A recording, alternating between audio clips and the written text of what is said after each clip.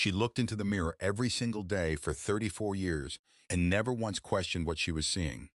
For 34 years, Margaret Chen believed she was Margaret Chen. She had her mother's eyes, her father's smile, and a life that seemed almost too perfect to be real. She was a museum curator in Portland, Oregon, educated at Yale, respected in her field, engaged to a man named David who owned an architectural firm downtown. But on the morning of August 19th, 2023, everything changed in a way that no amount of therapy or medication could ever fully explain. Her sister, the one she'd grown up with, the one she'd shared a womb with, showed up at her apartment with a folder full of hospital documents and DNA test results. And she said words that Margaret had never imagined she would hear. She said, "Margaret, you're not Margaret. I'm not me. And one of us has been living the wrong life this entire time." What Margaret didn't know, standing there in her kitchen with coffee still warm in her mug, was that this conversation would set in motion a series of events that would end with her sister dead on the ground in a public park, bleeding out while her killer stood over her body covered in blood, smiling. What Margaret didn't know was that the person she'd spent her whole life believing was her identical twin sister wasn't actually identical at all. Or rather, they were identical, but had been deliberately separated at birth by someone who should never have been given that kind of power. And most importantly, what Margaret didn't know was that she herself was about to become the central piece of evidence in one of the most complicated murder cases that Portland had ever seen. A case where the question of guilt or innocence couldn't be answered without first answering the question of who Margaret actually was, and whether the person who killed her was a murderer or simply someone who had finally decided that living a lie was worse than living not at all. But here's the thing that made this case so strange, so confusing, and so profoundly tragic. Nobody could prove which sister was which. Not the police, not the DNA experts, not even the women themselves. The files that sat on that kitchen counter contained hospital records from St. Mary's Medical Center in Portland from March 15th, 1989, the day both women were born. They contained DNA analysis from an independent laboratory in Seattle that showed something the original hospital records had never revealed. And they contained a confession from a retired nurse named Patricia Holloway, who had, according to those documents, deliberately mislabeled two newborn babies because she was having an affair with one of the fathers and wanted to keep the children separated as some kind of twisted revenge. The question became immediately apparent the moment Margaret's sister handed over the documents. If Patricia Holloway had switched the babies at birth, and if nobody had ever corrected that switch, then for 34 years, Margaret had been living as the wrong person. For 34 years, her sister had been living as the wrong person. For 34 years, their entire family had been operating under a false understanding of who their children actually were.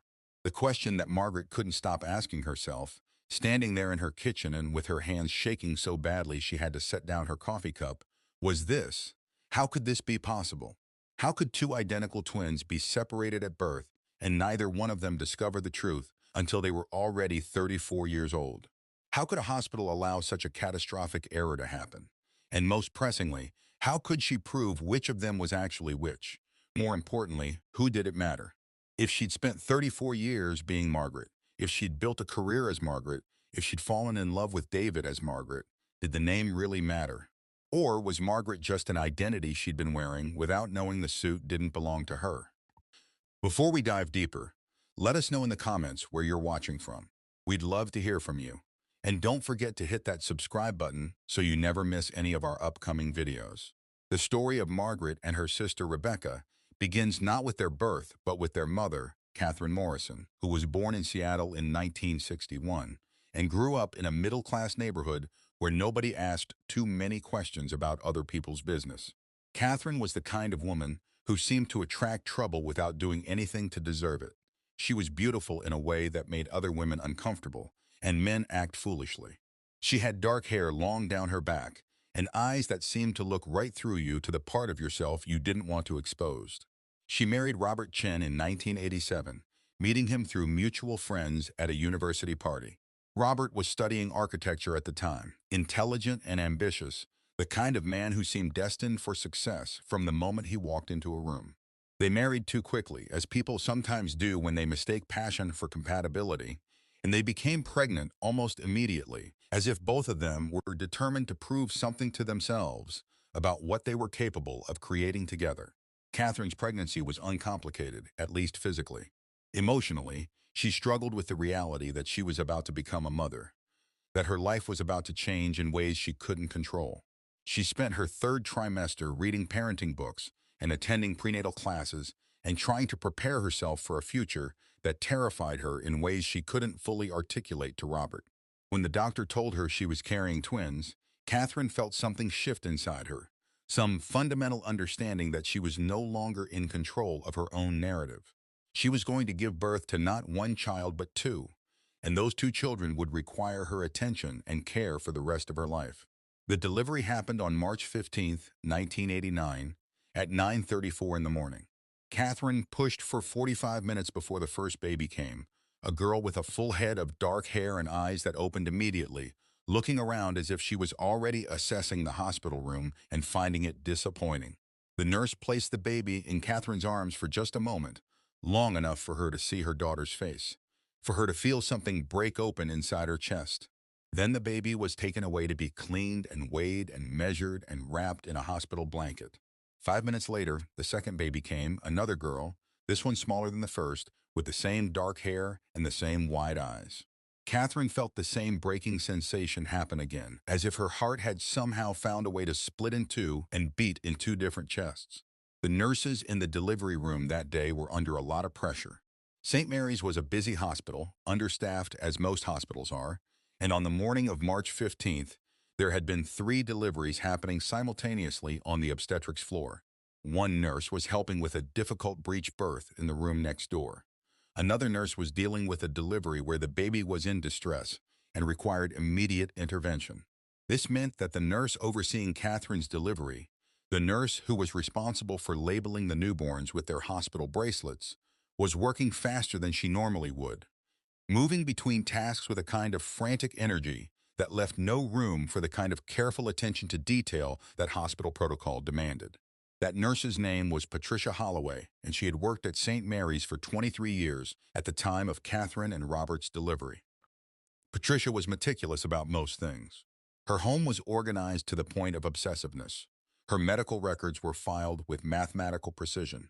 Her own life was lived according to rigid schedules and carefully planned routines. But on March 15, 1989, Patricia had other things on her mind. She had been having an affair with Robert Chen for the past 4 months. Robert had come to the hospital 3 times a week during his lunch break, and they had spent those hours in Patricia's car in the parking lot, doing things that both of them knew were wrong, doing things that Patricia's husband of 15 years would never forgive if he found out, doing things that Robert's pregnant wife at home absolutely could not discover. Patricia was in love with Robert, or at least she believed she was in love with him in the way that people convince themselves of things when those things are convenient and impossible to have. She had dreams about running away with him, about starting a new life in California or Arizona, somewhere far enough away that nobody would ever find them. She had written him letters that she couldn't send, love notes that she kept hidden in her car under the spare tire. And when Catherine arrived at the hospital on that March morning, already in active labor, Patricia felt something twist inside her, a sensation that was close to rage, a feeling that somehow Catherine had won again, had gotten the prize that Patricia wanted so desperately. Robert loved Catherine. That much was obvious. Even though he was sleeping with Patricia, even though he told Patricia that his marriage was a mistake, even though he promised her things he couldn't deliver, Robert loved his wife. What Patricia did on March 15, 1989, happened very quickly, in the space of perhaps 40 seconds, while she was alone in the nursery with both newborns, while the hospital was in chaos, while nobody was watching, while nobody would ever know. She took the hospital bracelet off the first baby, the larger one, the one who had been born first. She took the hospital bracelet off the second baby, the smaller one, the one who had been born 5 minutes later. And then, deliberately, carefully, with a kind of meticulous attention to detail that was the opposite of the frantic energy that had characterized the last hour of her day, she switched them. She put the first baby's bracelet on the second baby's wrist. She put the second baby's bracelet on the first baby's wrist. And then she walked away, back to her other duties, back to helping with the other deliveries, back to pretending that nothing had changed. She did this She would later confess in a letter written just before her death in 2018, because she wanted to separate the babies, wanted to take one of them away from Robert, wanted to punish him for loving Catherine more than he loved her. She wanted him to one day discover that his children were living different lives, that his children had been separated at birth because of her decision, that his entire family had been affected by her need for revenge. She wanted him to understand that she had power over his life, that she could change his life with a single action, that his love for Catherine wasn't enough to protect him from the consequences of his love for Patricia. Nobody noticed the switched bracelets. The babies looked identical, which they were. Catherine held both of them, first one and then the other, and she couldn't tell them apart. Robert held both of them and he couldn't tell them apart. The nurses at the hospital, when Catherine was discharged 36 hours later, didn't notice. The pediatrician who examined both babies before they left the hospital didn't notice. When Catherine brought both babies home to the house she shared with Robert, they simply existed as twins, identical and interchangeable. Catherine named them Margaret and Rebecca, deciding somehow that Margaret would be the stronger name, the name of someone who would go far in the world, and Rebecca would be the quieter name, the name of someone who would live in Margaret's shadow. She didn't know that the baby she named Margaret was actually Rebecca. She didn't know that the baby she named Rebecca was actually Margaret. She didn't know that for the next 34 years, both girls would live as the wrong people, would build their identities around the wrong set of assumptions, that they would grow up believing they were someone they weren't. And what she also didn't know was that this decision, made by a nurse in a moment of emotional desperation, would eventually lead to her daughter's death and to her other daughter's imprisonment for a murder that may or may not have been murder at all, depending on how you looked at the moral calculus of a life built entirely on a lie. Catherine and Robert brought both babies home to a small house in the suburbs of Portland, a house with a backyard and a porch and room for a growing family.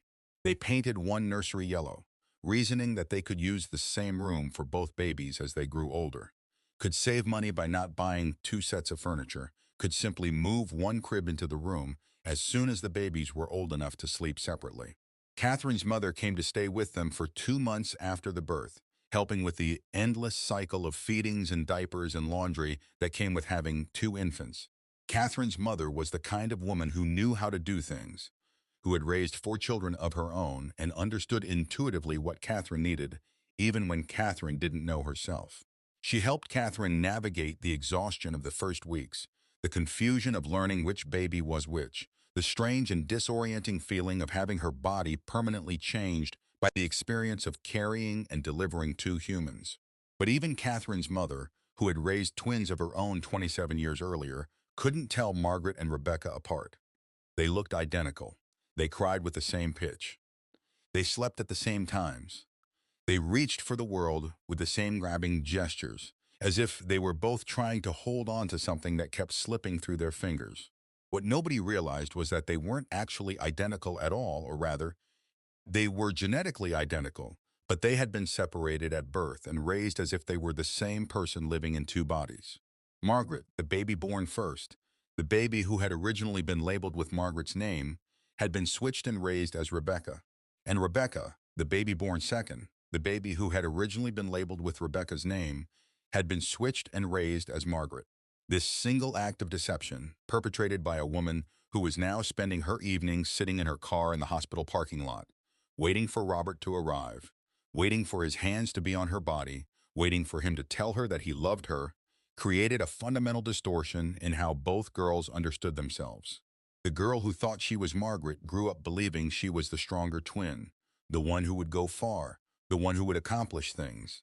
The girl who thought she was Rebecca grew up believing she was the quieter twin, the one who would live in the shadow of her sister, the one who would never quite measure up to the expectations that came with being a firstborn. A firstborn. Anyway, in everyone's mind except for the medical records that nobody ever checked again. Catherine had an instinct that the girl she called Margaret was special. She bought her art supplies when Margaret was 3 years old, noticing how Margaret would stare at colors, how Margaret would trace shapes in the dust on the windowsill, how Margaret seemed to be looking at the world in a way that was different from how Rebecca looked at the world. Catherine enrolled Margaret in art classes when she was 5. By the time Margaret was 8 years old, she had won several local art competitions. By the time she was 12, her paintings were being displayed in the lobbies of local businesses. By the time she was 16, she was being scouted by professors at the Rhode Island School of Design and the School of the Art Institute of Chicago. Margaret thrived in a way that Rebecca didn't, which Catherine attributed to their genetic differences, to the fact that they were identical twins, but somehow not the same, somehow not equally talented or ambitious or driven. She assumed that Margaret had simply inherited some of her own creative instinct, some drive that Catherine had felt when she was younger, before she had married Robert and had children and stopped painting altogether. She didn't realize that Margaret had been labeled as the special one from birth, that Margaret had been given the expectation of specialness from the moment Catherine first held her, that Margaret had grown into that expectation like she was growing into her own skin.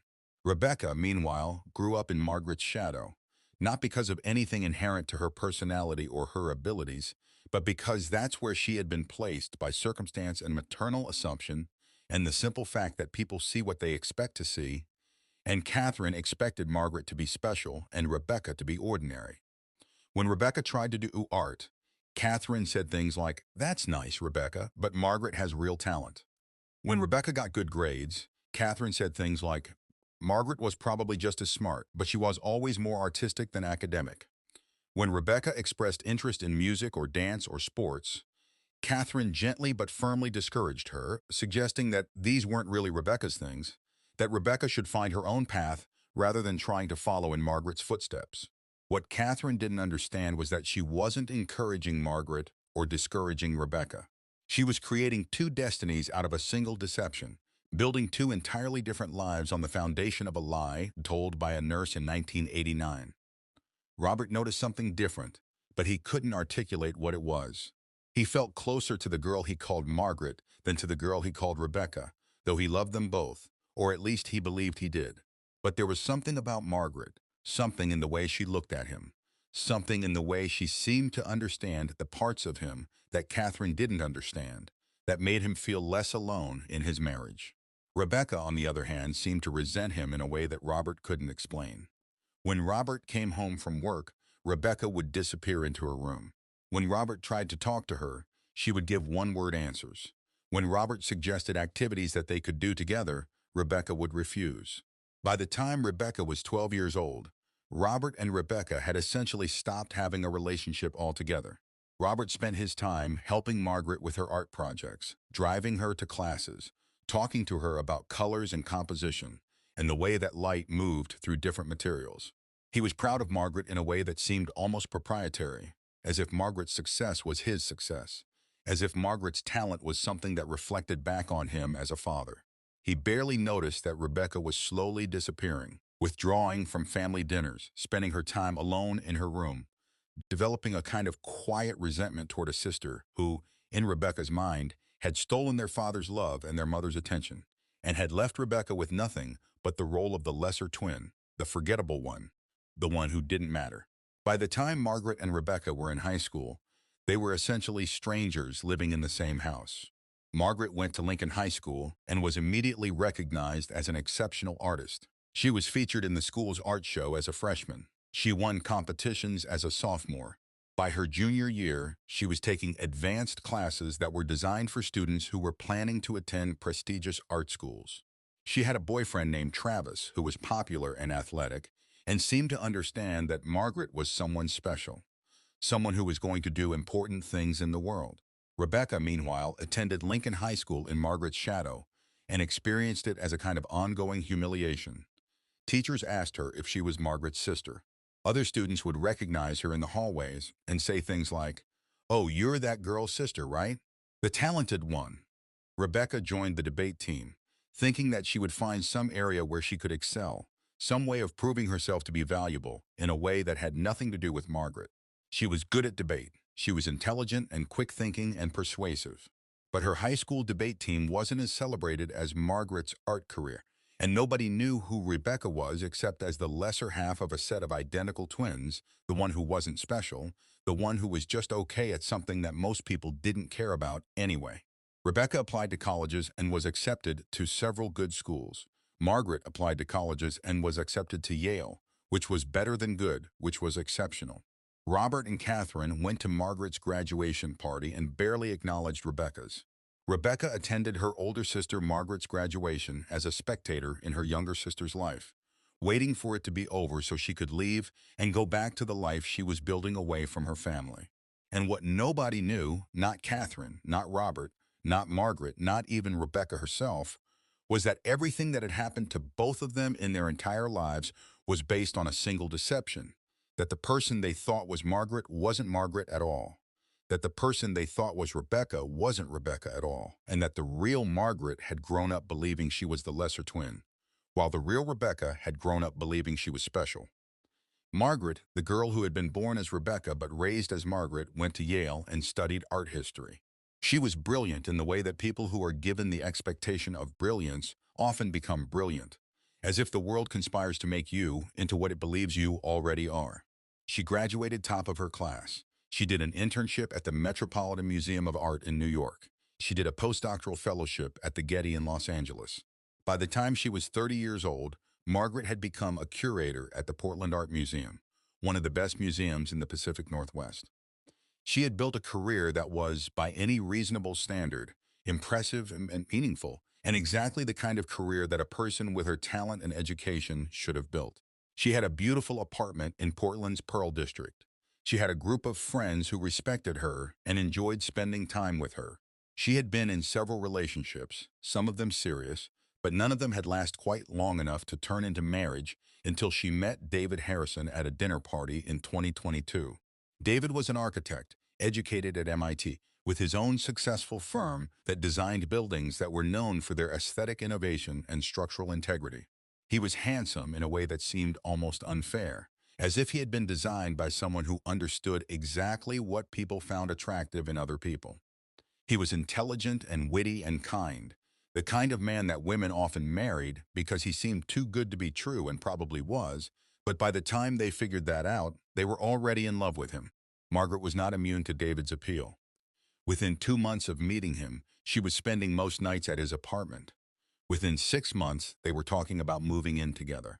Within a year, David had proposed to her at a restaurant overlooking the Columbia River, and Margaret had said yes without hesitation, without doubt, without any sense that her answer was based on a lie, on an identity that wasn't actually hers, on a lifetime of assumptions that were fundamentally untrue.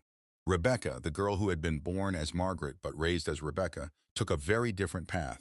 She attended the University of Oregon and studied business, thinking that she would find some kind of success in the corporate world, some way of proving herself to be valuable in the context of capitalism and quarterly earnings and stock prices. But Rebecca struggled in ways that Margaret never struggled. She found herself unable to focus on the material she was supposed to be learning. She found herself feeling behind her peers, as if everyone else had received some kind of instruction manual that she had missed. She found herself wondering over and over again why she wasn't as smart as Margaret, why she wasn't as talented, why she seemed to struggle with everything that seemed to come so easily to her sister. Rebecca graduated with a degree in business, but not with honors. She moved back to Portland because she wasn't sure where else to go, because she didn't have a clear vision for her future, because she felt like she was still living in Margaret's shadow, but now that shadow was 1,000 miles long, reaching across the entire country and into every aspect of her life. Rebecca worked a series of jobs. She worked as an administrative assistant at a law firm. She worked as a customer service representative for an insurance company. She worked at the front desk of a hotel. None of these jobs seemed to lead anywhere. None of them seemed to be building toward anything. Rebecca felt like she was watching her sister's life from behind glass, able to see it but not able to touch it, able to see that her sister had built something meaningful and wonderful, while she, Rebecca, was still struggling to figure out what she was supposed to do with herself. By the time Rebecca was 30 years old, she was living in a small apartment in Southeast Portland, working as an office manager at a dental practice, struggling financially, struggling emotionally, and increasingly struggling to accept the reality that her life was never going to look like Margaret's life, that she was never going to accomplish the things that Margaret had accomplished, that she was forever going to be the lesser twin, the forgettable one, the sister who didn't matter. What Rebecca didn't know, and what nobody else knew, was that the reason she felt like the lesser twin was not because of anything inherent to her own abilities or her own talents, but because her entire life had been structured around the assumption that she was lesser. Her entire life had been lived as someone she wasn't.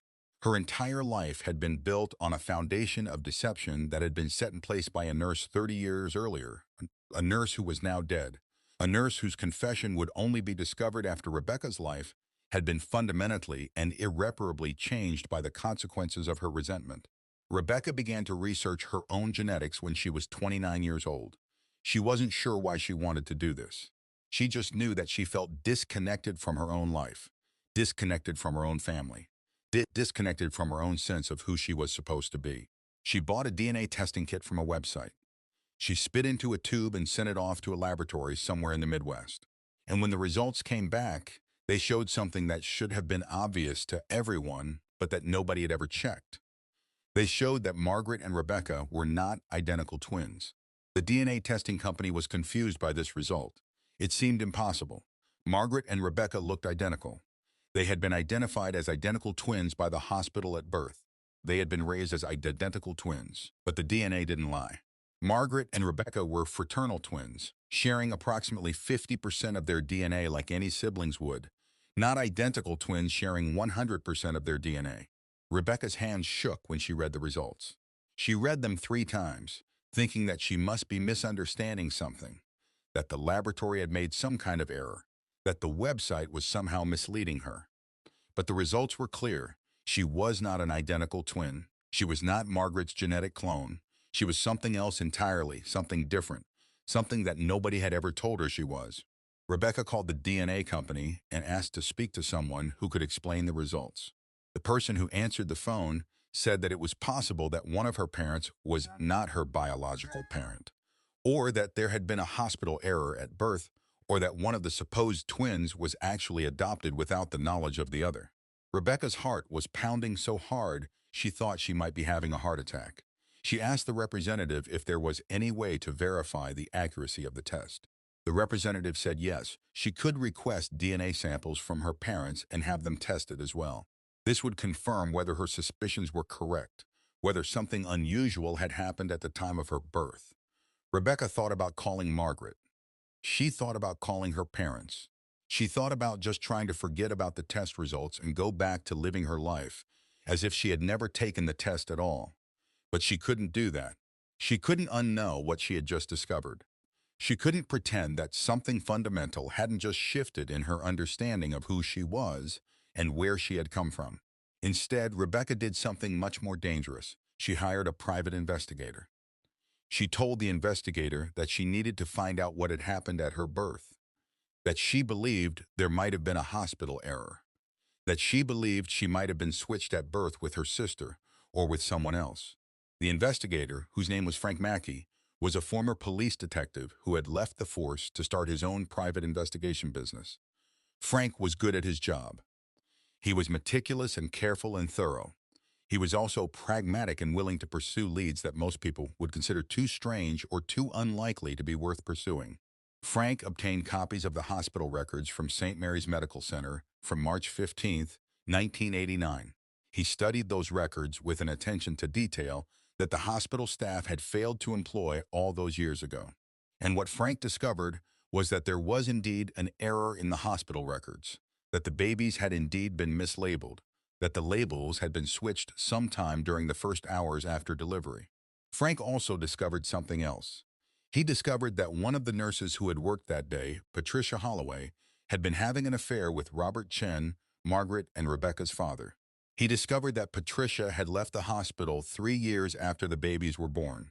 He discovered that Patricia had written a confession letter that had been found in her personal files after her death in 2018. The letter explained that Patricia had deliberately switched the babies as an act of revenge, as a way of punishing Robert for loving Catherine more than he loved Patricia. Frank presented all of this information to Rebecca in a detailed report that took up 40 pages of single-spaced typing. Rebecca read the report sitting in her car in the parking lot of the dental practice where she worked. She had called in sick that morning, claiming she had the flu, claiming she needed to stay home and rest. What she actually needed was to sit alone with what she was learning. to absorb the shock of discovering that her entire life had been based on a lie, that she had been living as the wrong person, that the sense of inadequacy and failure that had haunted her entire adult life had not been her fault, had not been the result of some deficiency in her own ability or talent, but had been the result of being given the wrong name, the wrong expectations, the wrong life to live. Rebecca cried in her car for 2 hours. She screamed. She beat the steering wheel. She called Frank Mackey and asked him to verify that his findings were accurate. Frank assured her that everything in the report was true, that he had triple-checked every detail, that the hospital records confirmed the switch, that the confession from Patricia Holloway confirmed the motivation. After Rebecca hung up with Frank, she did something that would set in motion everything that was about to happen. She decided to contact her sister Margaret and tell her the truth. Rebecca called Margaret on a Tuesday afternoon in late July 2023. Rebecca had been sitting with the information from Frank Mackey's report for 3 weeks, trying to figure out how to have this conversation, trying to figure out what words she could possibly use to tell her sister that their entire lives had been built on a deception, that the person Margaret thought she wasn't actually who she was, that the person Rebecca thought she wasn't actually who she was, that everything they both believed about themselves and about each other was fundamentally untrue. Margaret was in her office at the Portland Art Museum when Rebecca called. Margaret was looking at preliminary designs for a new exhibition, lost in the kind of absorption that came from doing work that she loved, work that seemed to validate her existence, work that seemed to confirm that she had made the right choices in her life. She was startled by Rebecca's voice on the phone. Rebecca had never called Margaret at work before. Rebecca had barely called Margaret at all in the last 5 years. Their relationship had been reduced to obligatory family dinners and birthday acknowledgments and the kind of minimal contact that siblings maintained when they had nothing in common and no particular desire to spend time with each other. Margaret asked Rebecca if everything was okay. Rebecca said she needed to meet with Margaret in person, that she couldn't talk about this over the phone, that she was going to send Margaret some documents that Margaret needed to read before they met. Margaret said yes, even though she didn't know why she was saying yes, even though she had other things she needed to do that afternoon, even though something in her gut told her that whatever Rebecca had to say was not going to be good news. Rebecca scanned the hospital records and the report from Frank Mackey and emailed them to Margaret with a subject line that said, "You need to see this. We need to talk. Call me." Margaret clicked on the email. She opened the first hospital record. She read the information about the switch. She read the explanation about Patricia Holloway and the affair with their father. She read Frank's detailed analysis of how the switch had happened and what the consequences were. And then Margaret put her head down on her desk and thought about all the times that she had felt unsure of herself, all the times that she had wondered if she was as talented as she thought she was, all the times that she had assumed the reason she was successful was because she had been raised with the expectation of success. Margaret thought about David. She thought about the wedding that they were planning for October. She thought about her career, her apartment, her life, everything that she had built on the foundation of being Margaret, everything that would now be called into question. Margaret called Rebecca back. She was crying so hard that Rebecca could barely understand what she was saying. Margaret asked Rebecca why she would do this, why she would unearth this information, why she couldn't just let sleeping dogs lie and allow them to continue living their lives as they had been living them. Rebecca tried to explain that she had needed to know the truth, that she couldn't continue living as someone she wasn't, that she had hoped that knowing the truth would help her understand why her life felt like a failure compared to Margaret's. Margaret said that Rebecca was lying, that Rebecca had just wanted to destroy her, that Rebecca had always resented her and had finally found a way to act on that resentment. Rebecca said that Margaret was being unfair, that Rebecca had been trying to help her, that Margaret needed to understand that this changed everything, that they both needed to figure out who they actually were. Margaret said she didn't want to figure out who she was, that she wanted to go back to being who she had always been, that she wanted Rebecca to retract this information and pretend that none of this had happened. Rebecca said she couldn't do that. Margaret said that in that case, Rebecca could have her precious truth and could figure out how to live with the consequences of it, because Margaret was going to continue living her life exactly as she had been living it, and she didn't want to hear from Rebecca again. Margaret hung up. Rebecca tried calling back multiple times over the next hour, but Margaret didn't answer. Rebecca texted Margaret. Margaret didn't respond. Rebecca sent Margaret another email with more of Frank Mackey's report, but Margaret deleted it without reading it. For the first time in their adult lives, Rebecca felt like she had Margaret's full attention, felt like she had done something that Margaret couldn't ignore, felt like she had finally broken through the glass wall that had separated them and had done something that mattered. But what Rebecca had actually done was something much more dangerous. She had given Margaret a reason to be afraid. Margaret spent the night of that Tuesday in her apartment alone, refusing to answer calls from David, refusing to answer calls from her mother, refusing to answer calls from anyone. She sat in her living room with all the lights on and tried to process what Rebecca had told her. If Rebecca was right, if the hospital records were accurate, if Patricia Holloway really had switched the babies, then Margaret wasn't actually Margaret. Margaret had been born as Rebecca. The person she thought was Margaret, the person she had spent her entire life being, the person that Margaret herself believed she was actually someone else. And David loved Margaret, not Rebecca. David had proposed to Margaret, not Rebecca. David wanted to marry Margaret, and if Margaret discovered that she wasn't actually Margaret but Rebecca instead, then everything was a lie. Then David's love was based on a deception. Then their entire future was predicated on a false identity. Margaret called David at 2 in the morning and told him that she needed to see him immediately. David drove over to her apartment, concerned that something was wrong, thinking that Margaret might be having some kind of mental health emergency. Margaret showed David the hospital records. She showed him Frank Mackey's report. She showed him Patricia Holloway's confession letter. And then she asked David the question that was really bothering her. She asked him whether he would still love her if she was Rebecca instead of Margaret. If everything he thought he knew about her was a lie, if the person he had fallen in love with didn't actually exist. David read all the documents carefully. He was an intelligent man, an educated man, a man who understood the difference between a legal identity and a genetic identity. He tried to reassure Margaret that none of this mattered, that he loved her regardless of what her birth name had been, that she was still the same person he had fallen in love with. But Margaret knew that this wasn't true. David loved Margaret the curator, Margaret the artist, Margaret the person who had been given the expectation of success from birth and had therefore succeeded. David wouldn't love Rebecca, the forgettable sister, the one who had always lived in Margaret's shadow, the one who had never accomplished anything significant. Margaret asked David to leave. She said she couldn't marry him under false pretenses, that she needed to figure out who she actually was before she could commit to spending the rest of her life with him. David didn't want to leave. David wanted to stay and convince Margaret that this didn't matter, that they could work through this, that their love was strong enough to survive this revelation. But Margaret was insistent. David left her apartment at 4 in the morning, confused and hurt and angry at Rebecca for having created this situation, angry at the hospital for having switched the babies, angry at Patricia Holloway for having taken her revenge on Robert Chen and having affected two people who had nothing to do with the affair. Margaret took a leave of absence from the Portland Art Museum. She told her supervisor that she was dealing with a family emergency and needed some time away.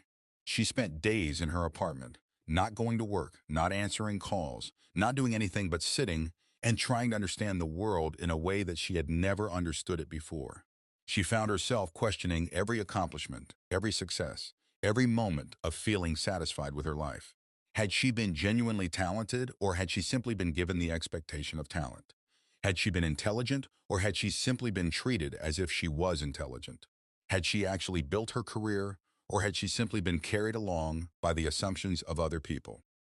Margaret became obsessed with researching the differences between nature and nurture, trying to understand whether her accomplishments belonged to her or whether they belonged to Rebecca, whether she had any right to claim them as her own. She looked up articles about identical twins and fraternal twins and twin studies. She read books about the nature of identity and whether it was determined by genetics or by lived experience. She called a therapist and started going to weekly sessions, trying to work through the existential crisis that had been created by the revelation that she wasn't who she thought she was. And as Margaret was spiraling down into this philosophical abyss, Rebecca was having a very different reaction. Rebecca was feeling a kind of euphoria. She had finally done something that had affected Margaret. She had finally broken through Margaret's perfect exterior. She had finally created a situation where Margaret couldn't just ignore her and continue living a life of privilege and success. Rebecca started researching further. She looked into hospital protocols from 1989. She contacted medical ethicists and asked them about what would happen in a situation like hers. She hired Frank Mackey again and asked him to investigate further to find out if there were any legal remedies available to her, if there was any way that she could force Margaret to acknowledge what had happened. What Rebecca didn't realize was that she was doing exactly what she thought Margaret had done to her. She was allowing her resentment to determine the course of her life. She was allowing her sense of victimhood to justify actions that were harmful and destructive. And she was so focused on punishing Margaret for the life that Rebecca believed Margaret had stolen from her that she didn't notice that she was about to cross a line that she would never be able to uncross, that she was about to do something that would change both of their lives forever, and that would end with someone dead on the ground in a public park, bleeding out, while her sister stood over her body covered in blood. Rebecca contacted David. She called him at his office. She said that she had information about Margaret that Margaret hadn't told him, information that Margaret was hiding, information that would make him understand why Margaret was being so difficult about their wedding. David was hesitant to speak with Rebecca. He didn't trust her. He blamed her for the situation that had developed with Margaret. But Rebecca was persuasive. She asked David to meet with her, just to hear what she had to say, just to understand the full context of what was happening. David agreed to meet with her at a coffee shop near his office. Rebecca came prepared. She brought copies of the hospital records. She brought copies of Frank Mackey's report. She brought a letter that she had written, explaining her entire life story, explaining how she had grown up in Margaret's shadow, explaining how she had always felt like she was the lesser twin, explaining how she had only recently discovered that the reason she felt lesser was because the hospital had mislabeled her at birth. What Rebecca didn't tell David was that she had been researching ways to undermine Margaret's credibility, ways to make people question whether Margaret was who she claimed to be, ways to make Margaret's life as difficult as Rebecca's life had been. Rebecca showed David all the documents. She told him that Margaret wasn't actually Margaret, that Margaret was actually Rebecca, that everything David thought he knew about Margaret was a lie. David felt like the ground was shifting beneath him. He had believed Margaret when she told him about the hospital switch. He had believed that the information was accurate. But hearing Rebecca tell the story, hearing her explain her perspective, hearing her talk about her entire life in Margaret's shadow, made David question what he had believed. What if Rebecca was in telling him that Margaret had deliberately lied to him about the switch? What if Margaret was trying to manipulate David by claiming that the hospital had mislabeled her, when in fact Margaret was just trying to get out of the marriage and was using this elaborate story as a way to do it? David asked Rebecca why she had come to him with this information. Rebecca said she was worried about him, that she was worried that Margaret was lying to him, that she was worried that Margaret was manipulating him into thinking that the hospital switch was real when maybe it wasn't. David felt exhausted and confused and angry. He told Rebecca that he needed to think about what she had told him. He told Rebecca that he would talk to Margaret and get the truth from her.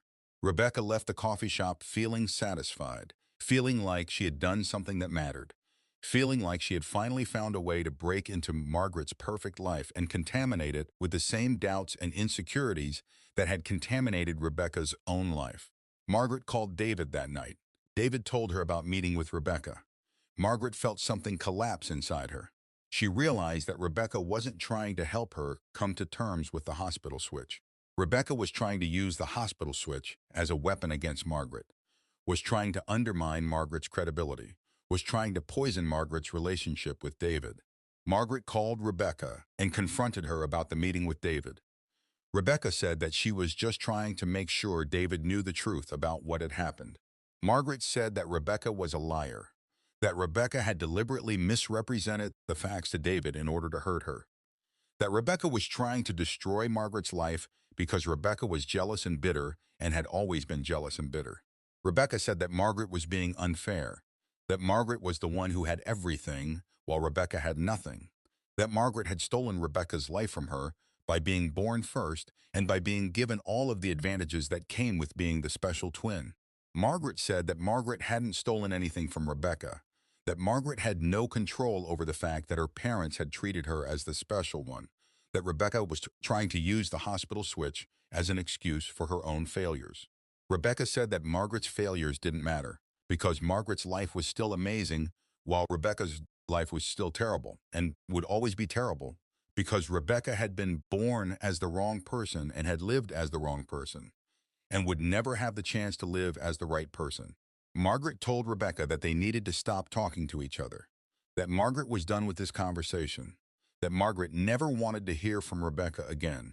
Margaret hung up. Rebecca tried to call back. Margaret didn't answer. Rebecca texted. Margaret didn't respond. And for 2 days, there was silence between them. And in that silence, both of them were thinking about what they were going to do next. Both of them were considering what lines they might be willing to cross in order to make this situation right. Both of them were standing at the edge of an abyss that neither of them understood the depth of. On the night of August 2nd, 2023, Margaret sent Rebecca a text message. Margaret said that she wanted to meet with Rebecca to talk about everything that had happened, to try to come to some kind of understanding, to try to figure out whether they could move past this, or whether their relationship had been permanently damaged by what they had learned about themselves and about each other. Margaret suggested that they meet at Waterfront Park at midnight. Rebecca agreed immediately, grateful for the opportunity to see Margaret face to face, grateful for the chance to repair the damage that had been done, or so she told herself. What Rebecca was actually planning to do was to convince Margaret to join her in confronting their parents, to convince Margaret to acknowledge that the hospital switch was real and that both of their lives had been affected by it, to convince Margaret that the only way to move forward was to demand answers from the people who should have discovered the switch but didn't. What Margaret was planning to do was to tell Rebecca that Margaret had decided to take the information from Frank Mackey's report to the hospital and to the police, to demand that the hospital take responsibility for the switch, to demand that someone investigate Patricia Holloway's actions, to demand justice for what had been done to both of them. Neither of them understood what the other was actually planning. Both of them thought they were going to be able to convince the other person to see things their way. Both of them were about to discover how wrong they were. At 11:45 p.m. on August 2nd, Margaret arrived at Waterfront Park. She had taken something to calm her nerves before leaving her apartment, a sleeping pill that she had prescribed to herself, a medication that made her feel less anxious, but also made her feel less alert, made her vision slightly blurred, made her thinking slightly fuzzy. She wanted to feel calm and rational when she talked to Rebecca. She wanted to be able to explain her perspective without becoming emotional, without allowing her feelings to take over the conversation. Margaret sat on a bench near the river and waited for Rebecca. Rebecca arrived about 5 minutes later. Rebecca had prepared a speech. Rebecca had written down the things she wanted to say to Margaret. Rebecca was planning to be very systematic about this conversation, very logical, very methodical. Rebecca was going to lay out the facts of what had happened. Rebecca was going to explain how it had affected her. Rebecca was going to ask Margaret to acknowledge the truth. But the moment Rebecca saw Margaret sitting on that bench, something in Rebecca's chest tightened.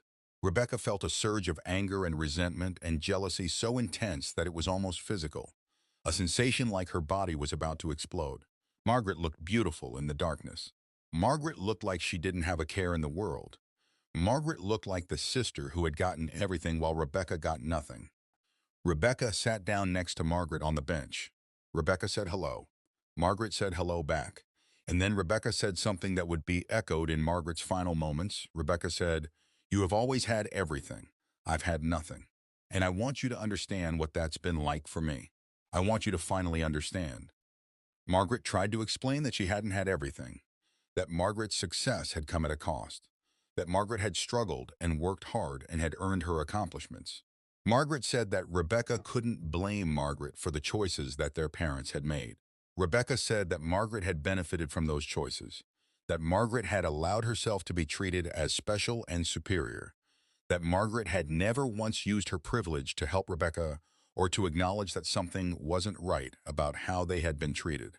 Rebecca's voice got louder. Rebecca's hands started to shake. Rebecca could feel something building inside her, something that had been building for her entire life, something that she could no longer contain. Margaret tried to stand up. She said that this was a mistake. that she should have known better than to meet Rebecca, that she couldn't have this conversation while Rebecca was like this, while Rebecca was letting her emotions control her. Rebecca grabbed Margaret's arm. Rebecca said that Margaret wasn't leaving, that Margaret wasn't getting to run away from this like Margaret got to run away from everything else. Margaret pulled her arm free. Margaret told Rebecca that she had every right to leave and that she was leaving. Rebecca pulled a knife out of her jacket. Rebecca had purchased the knife 2 days earlier, after the fight with Margaret over the phone. Rebecca hadn't admitted to herself that she was buying the knife because she was planning to use it. Rebecca had told herself that she was buying the knife as protection, as a way of feeling powerful, as a way of taking control of a situation where she felt powerless. But now, holding the knife in her hand, Rebecca understood that she had been planning this all along, that on some level she had known this was where the conversation was going to go, that on some level she had always understood that the only way to make this right was to end it. Margaret's eyes went wide. Margaret put her hands up. Margaret said something that Rebecca couldn't quite hear because the medication in her bloodstream had started to make Margaret's speech slurred and difficult to understand. Margaret tried to back away from Rebecca. Rebecca moved toward her. And then Rebecca did something that could never be undone. Rebecca stabbed Margaret in the chest. The knife went in between her ribs and caught Margaret's heart. Margaret fell to the ground.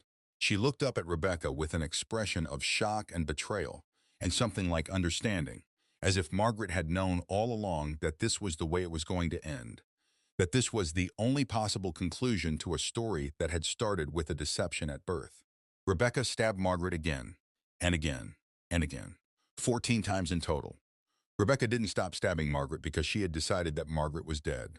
Rebecca stopped stabbing Margaret because she looked down at her hands and realized that they were covered in blood, that her shirt was covered in blood, that she was standing in the darkness next to her dead sister's body, and that she had just killed the person she loved most in the world and the person she hated most in the world, and she didn't know which feeling was more true or whether it was even possible to separate the two. Rebecca called 911. Rebecca sat down next to Margaret's body and waited for the police to arrive. Rebecca didn't try to run. Rebecca didn't try to hide. Rebecca simply waited, staring at her hands, understanding that her life had just changed completely, that she was never going to be free from this moment, that she had just become the thing she had hated most about herself. The police arrived at 1:15 in the morning on August 3rd. They found Rebecca sitting on the bench next to Margaret's body, covered in blood, the knife discarded on the ground near Margaret's feet.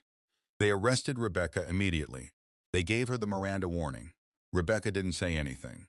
Rebecca just looked at them with an expression that seemed to encompass every bit of sadness and anger and resentment and regret that she had felt for her entire life. In the hospital, while the doctors were trying unsuccessfully to revive Margaret, the police started the process of identifying the victim. This is where things became very complicated.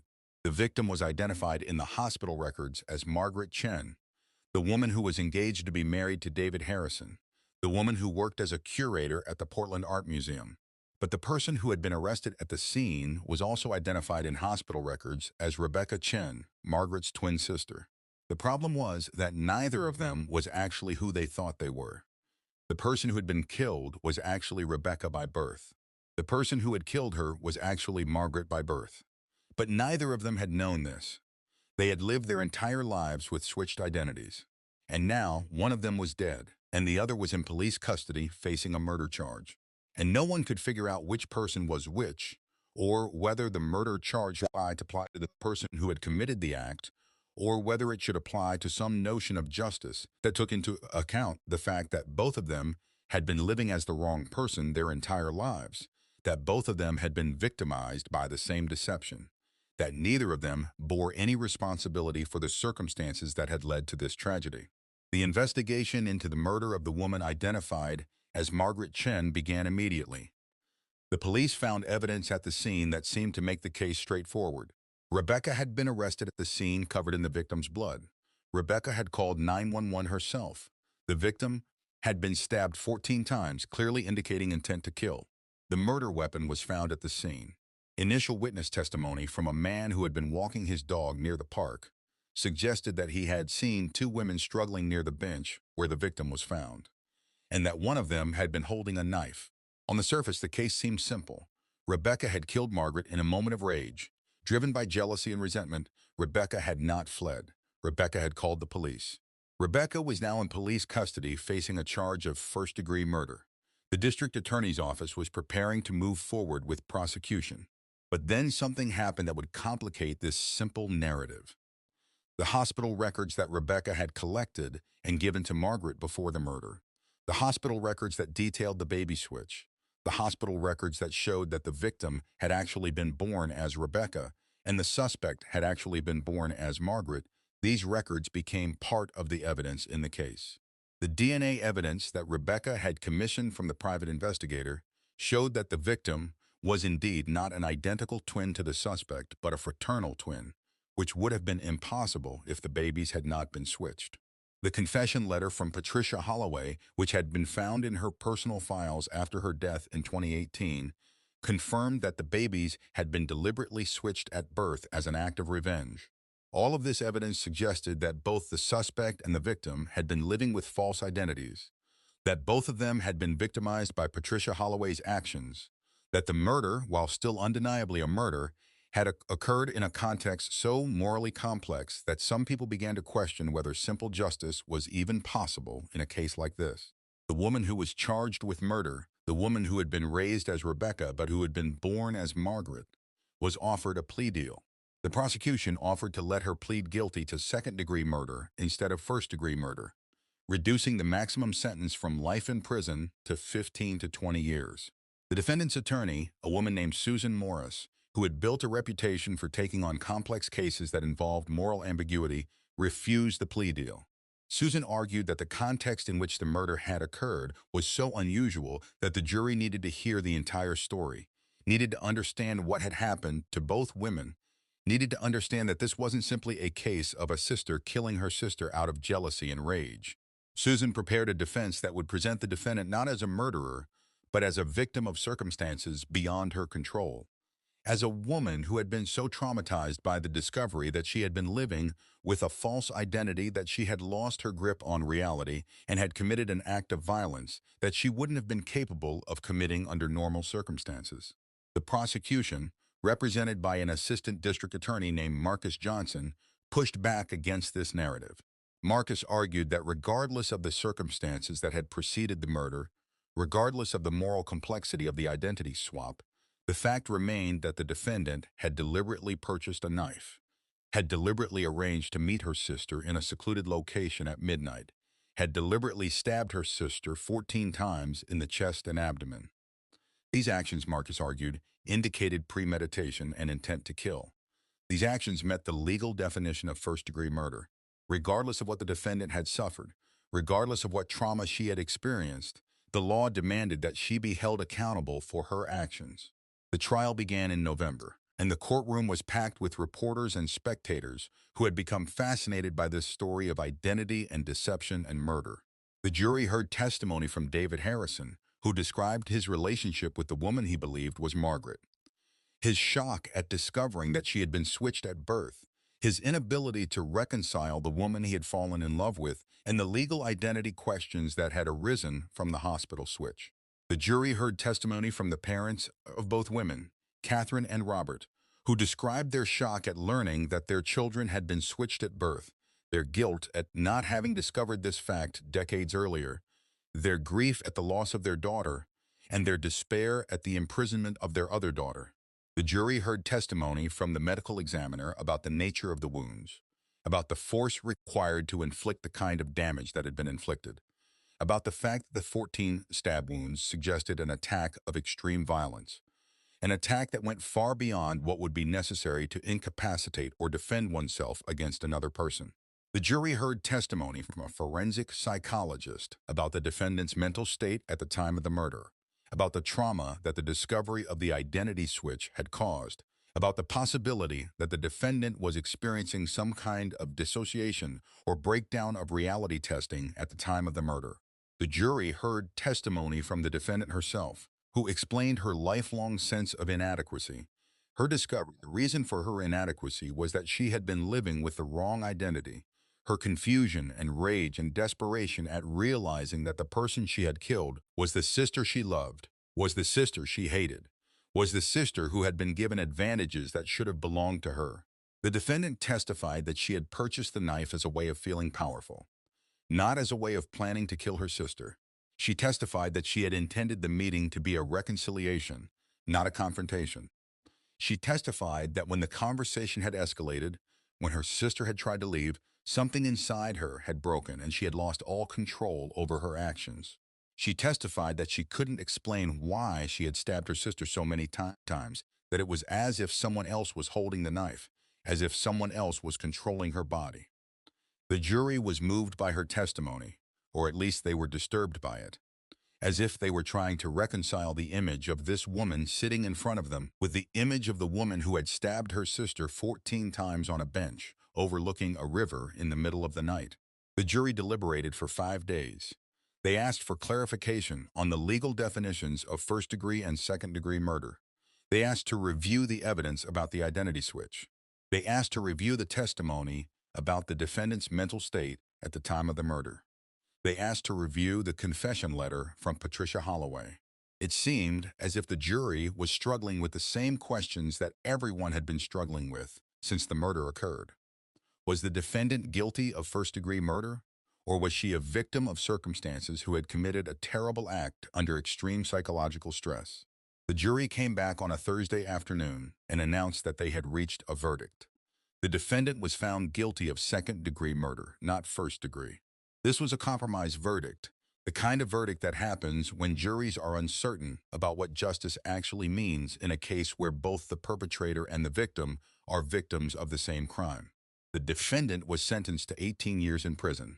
This meant that the defendant would be eligible for parole after 15 years, assuming she behaved well in prison and that she could demonstrate that she was rehabilitated. The defendant did not appeal the verdict. The defendant did not fight the sentence.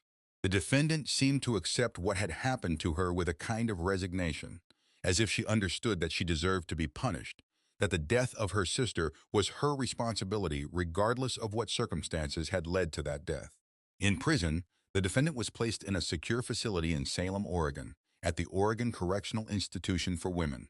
She was given a job in the prison kitchen. She spent her days preparing food for the other inmates. She spent her nights in her cell, reading books about psychology and philosophy, and trying to understand who she was and how she had become the kind of person who could kill her sister. Other inmates knew her story. Many of them had become interested in the case after it had been covered extensively in the media. Some of them believed that the defendant was a victim and that she didn't deserve to be in prison. Others believed that the defendant had murdered her sister and that the sentence was justified. The defendant herself seemed to live somewhere in the middle of these two perspectives, accepting that she had committed a terrible act, accepting that she deserved to be punished for that act, but also understanding that the act had occurred in a context of deception and trauma that had made her into the kind of person who could commit such an act. Years later, after she had been in prison for a decade, the defendant was interviewed by a journalist who was writing a book about the case. The defendant said that she still thought about her sister every single day. The defendant said that she still didn't understand why her sister's confession of the identity switch hadn't been enough, why she had needed to kill her sister to make the injustice feel like it had been addressed. The defendant said that she understood now that nothing she could do would bring her sister back, that nothing she could do would change the fact that she had committed a murder, that nothing she could do would make the last 34 years of her life feel like anything other than a tragedy.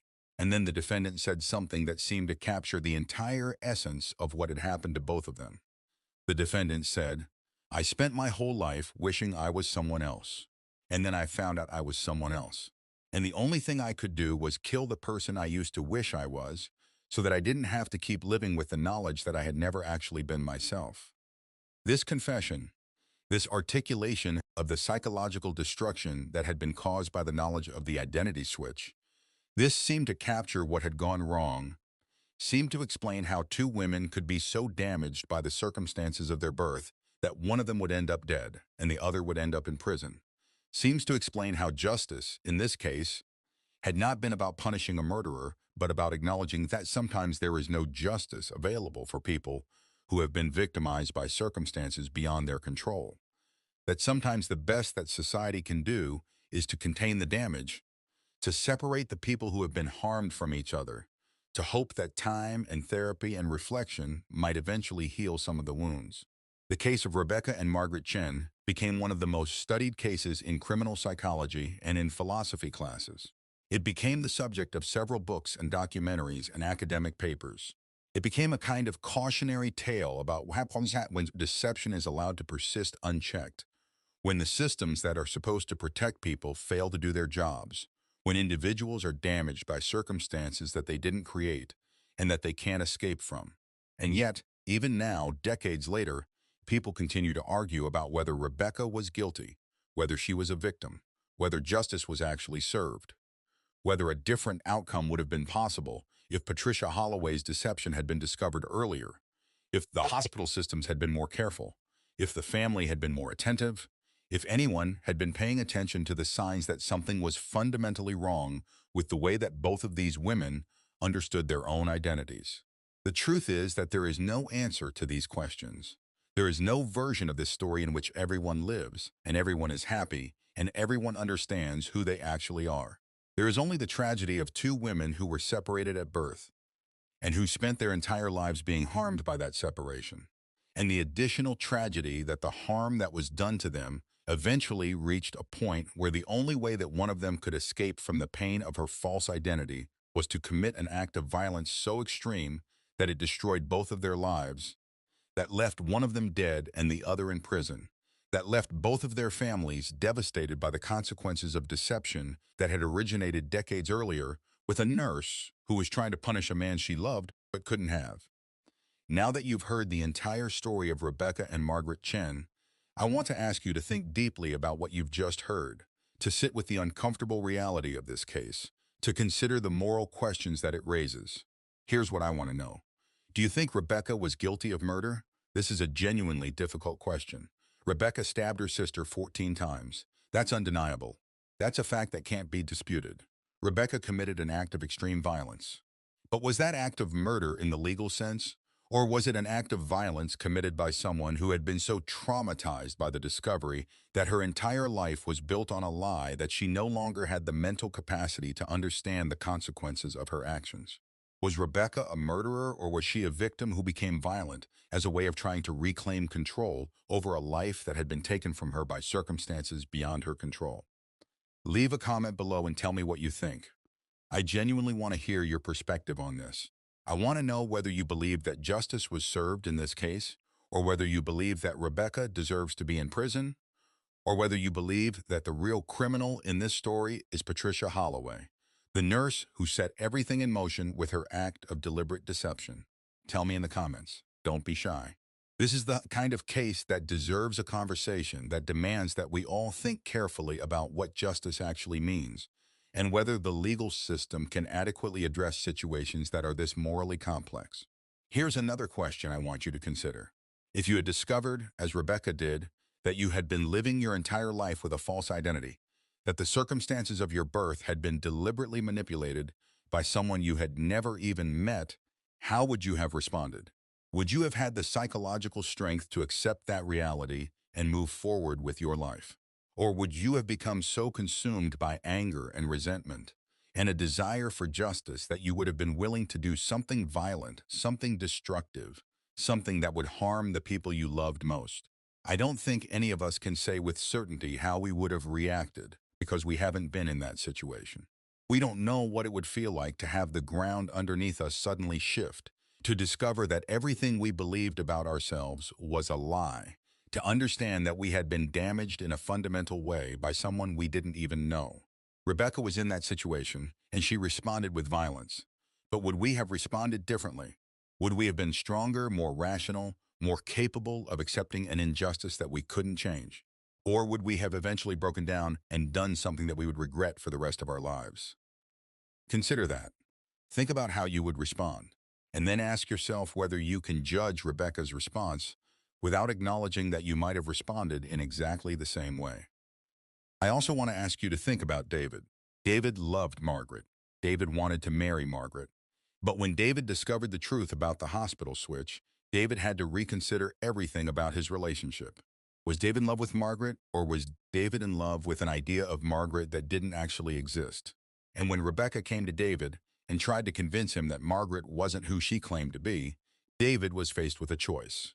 David could have believed Margaret's explanation that she had learned the truth about the hospital switch and was trying to come to terms with it.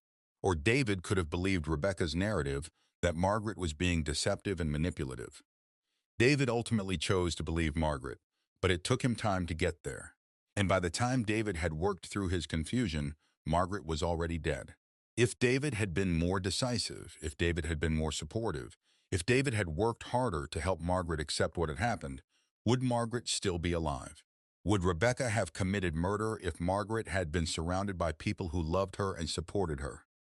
These are the questions that haunt everyone involved in this case. These are the questions that nobody can answer. These are the questions that I want you to think about. And here's the final question that I want to leave you with.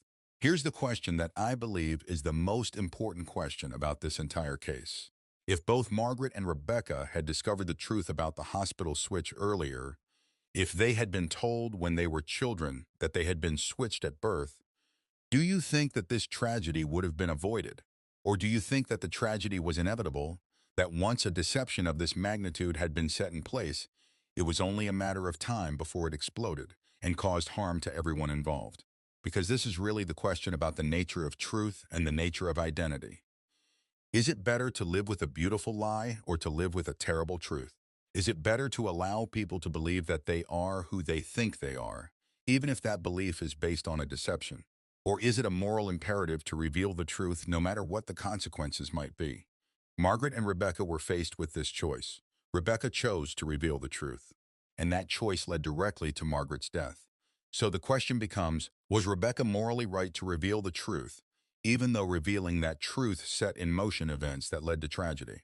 Or would it have been better for Rebecca to have kept the truth hidden, to have allowed Margaret and everyone else to go on living their lives as if nothing was wrong, as if nothing had changed? I don't have the answer to these questions. I don't think anyone does. But I want you to think about them. I want you to sit with the discomfort of this case. I want you to understand that sometimes there is no clear answer, that sometimes the choice between right and wrong is not obvious, that sometimes the consequences of our actions can be catastrophic in ways that we can never predict or control. This is what the case of Rebecca and Margaret Chen teaches us. This is the lesson that I want you to take away from this story. Now, before you go, I want to ask you to do something for me. If this story moved you, if this story made you think about justice and identity and truth in a new way, please like this video. Please share this video with someone you know. Please take a moment to write a comment below and tell me what you think about this case. Tell me how you would have responded if you had been in Rebecca's position. Tell me what you think justice should have looked like in this situation. Your comments matter. Your perspective matters. And I genuinely want to hear what you think about this story. Also, please subscribe to this channel. There are more stories coming.